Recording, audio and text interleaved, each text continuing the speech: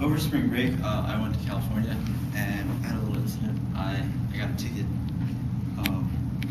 What I got it for is irrelevant, but I got a ticket, and I had a conversation with the police officer, and he was telling me about two names. There's John Doe and Jane Doe, and if you didn't know, that's something that police officers and like firemen, ambulance, when they can't identify a body from a car accident, that's what they name them. And so there's a song. I also listened to a song that's also called John Doe. So it kind of just goes with that. So I'm gonna play that. And I'm also there's gonna be a little slideshow too. It goes with that. Seems like your heart stops working the minute they close the curtain. You take off your mask and take off your costume, and if anyone asks, you're taking a smoke break, drinking some coffee, but everyone knows what you're doing. Seems like the bus moves slower just cause you got somewhere to go. So you take a few pills in Beverly Hills, but if anyone asks you, you've got a prescription, you got an addiction, who do you think that you're fooling? John Doe, I just want the John I know. Once you put the drinks on hold, maybe you could come back home. John Doe.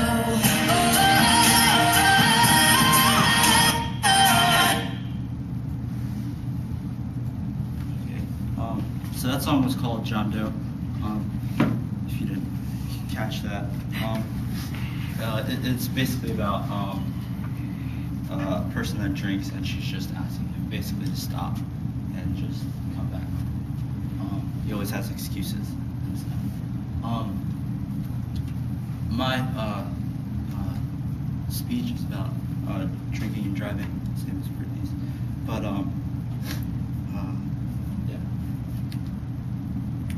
as you can see, the pictures we went through are pretty vulgar, and yeah, so those are just examples of car accidents that were involved in drinking and driving.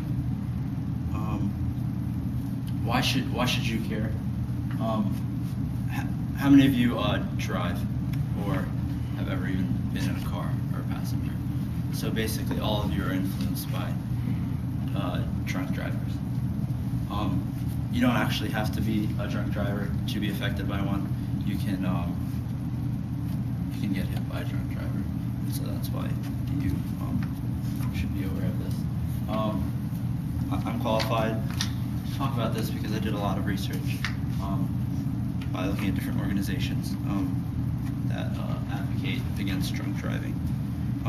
Drunk driving has a negative impact on drivers, non-drivers, leading to the death and pain, physically and mentally. So I'd like to persuade you all to make a stand and call out DUIs locally and nationally. So we're gonna take a look at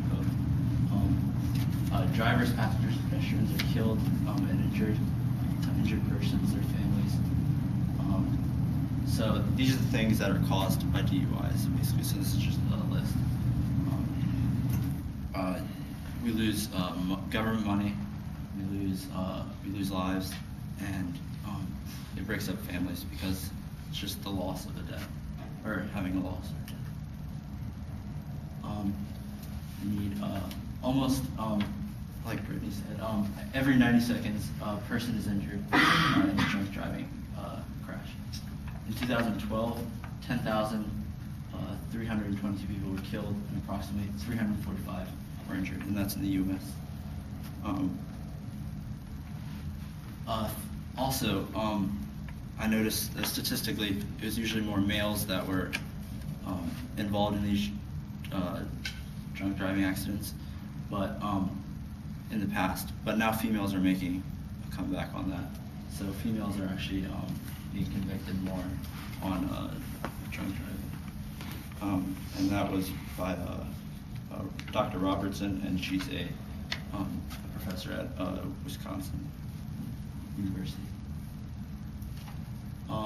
1,090 people were killed in DUI crashes last year from Thanksgiving to New Year's, and that's basically saying, specifically that time period from Thanksgiving to New Year's, there's a huge increase in DUIs, and I got that from the National Highway Traffic Safety Administration.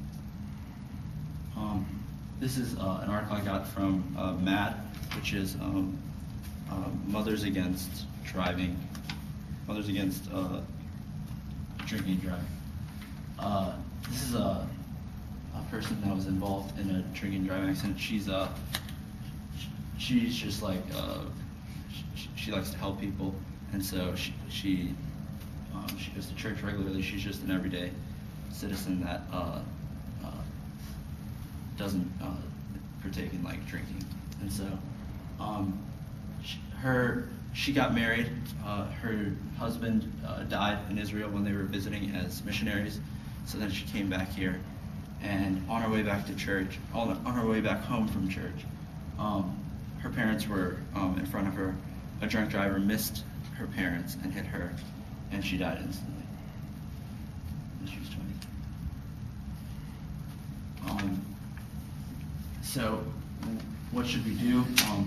We can email our legislators about important drunk driving issues, sign up for email alerts, volunteer at your local MAD office.